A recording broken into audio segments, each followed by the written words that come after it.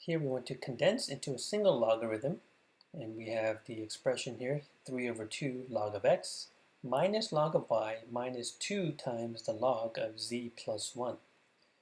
Okay, so the first thing we notice here is that there are 3 different logs, right? There's 3 different log expressions here. Okay. Now we want to condense everything into a single log, right? So the first thing we want to do is always use the power rule. Right? The power rule says that any coefficient will become the exponent, okay, of the argument here, right? So what does that mean? It means that this 3 halves is going to come up, and so is this 2 here. So what does that mean? It's going to have log x to the 3 halves power. Log of y is fine, right? There's nothing there. And what do we do with this 2 here? That's going to become a squared, right? So the log of z plus 1 squared. Okay, so you notice that each log has no coefficient. Okay, so that's good, right? That has to happen. Right now we can properly combine them. Okay.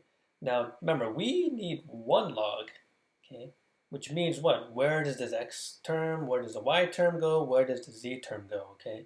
So the very simple rule to remember, anything that's positive, okay, if you have a positive here, then that argument should go in the numerator. Okay? But if there is a minus or subtraction, okay, then that argument should go in the denominator. Okay? So remember, we're not expanding these, we're condensing them, right? Which is sort of backwards, but we're using the same rules, right? We're using the product rule and the quotient rule. So what does that mean here?